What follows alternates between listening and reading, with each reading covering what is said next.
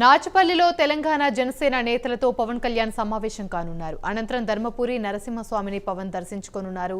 ధర్మపురి నుంచి అనుస్టాప్ నరసింహ యాత్రకు శ్రీకారం చుట్టనున్నారు జనసేనాని. మరో 31 నరసింహ క్షేత్రాలు దశల వారీగా పవన్ దర్శించనున్నారు.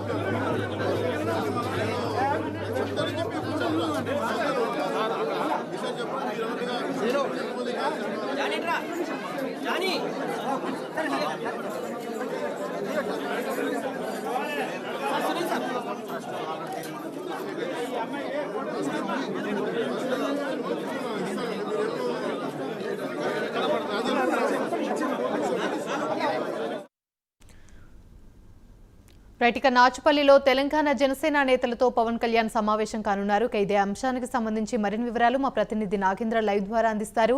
నాగేంద్ర, చెప్పండి, నాచుపల్లిలో తెలంగాణ జనసేన నేతలతో అయితే పవన్ కళ్యాణ్ సమావేశం కానున్నారు. ప్రధానంగా ఏ అంశాలపై చర్చించే అవకాశాలున్నాయి?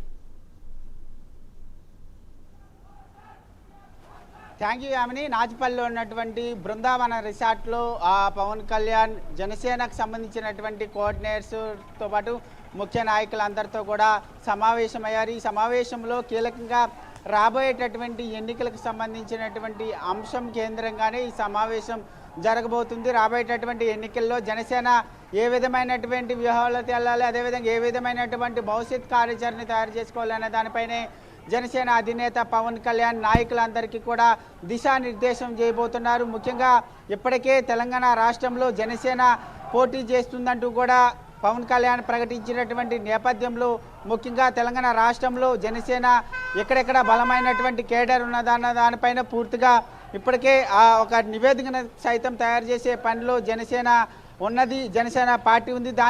దానికి అనుగుణంగానే ఇప్పుడు ఏదైతే బృందావనంలో జరుగుతున్నటువంటి సమావేశంలో పవన్ కళ్యాణ్ నేతలను ఉద్దేశించి మరొక వైపు వారి నుంచి అభిప్రాయాలు, సూచనలు కూడా పవన్ కళ్యాణ్ తీసుకోబోతున్నారు. ముఖ్యంగా బృందావన రిసార్ట్లో జరుగుతున్నటువంటి సమావేశం పైనే ప్రస్తుతం తెలంగాణ రాష్ట్ర రాజకీయాల్లో ఆసక్తికరమైనటువంటి చర్చ జరుగుతుంది. ఎందుకంటే రాబోయేటటువంటి ఎన్నికల్లో తెలంగాణ రాష్ట్రంలో జనసేన పోటీ చేస్తే ఏ పార్టీలకి నష్టం అనేటటువంటి ఆలోచనలు ఇప్పటికే పార్టీలన్నీ కూడా లీనమయ్యాయి. ఎందుకంటే జనసేన దాదాపు తెలంగాణ రాష్ట్రంలో 50 నియోజకవర్గాల్లో పైగా కూడా పోటీ చేసేందుకు సిద్ధమవుతుంది.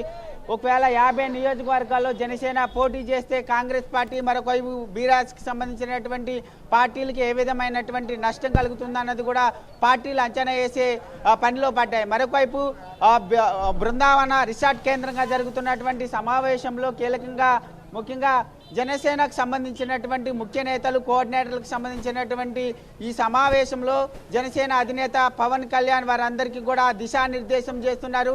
రాబోయేటటువంటి ఎన్నికలను దృష్టిలో పెట్టుకుని ప్రతి ఒక్కరూ కూడా ప్రజల్లోకి వెళ్ళాలి, అదేవిధంగా ప్రభుత్వ వ్యతిరేక విధానాలన్నింటిని కూడా ప్రజల్లోకి తీసుకెళ్ళాలి. అదే కాకుండా మరొక వైపు తెలంగాణ రాష్ట్రంలో బలమైనటువంటి కేడర్, జనసేనకు సంబంధించినటువంటి కేడర్ ఎక్కడుందో ఆ నియోజకవర్గాల్లో జనసేన పోటీ చేసేందుకు సిద్ధమవుతుందో ఆ నియోజకవర్గాలన్నింటిని కూడా ఎంపిక చేసే పనిలో జనసేన పార్టీ ఉంది. ఈ అన్ని అంశాలకు సంబంధించి జనసేన అధినేత పవన్ కళ్యాణ్ ఆ నేతలను ఉద్దేశించి దిశానిర్దేశం చేయబోతున్నటువంటి పరిస్థితి అయితే కనబడుతుంది. అక్కడి నుంచి సమావేశమైన తర్వాత నేరుగా ధరంపూర్లో ఉన్నటువంటి లక్ష్మీ నరసింహస్వామి ఆలయానికి చేరుకొని ఆ స్వామివారిని దర్శించుకోబోతున్నారని చెప్పాలి. Right, thank you Nagendra.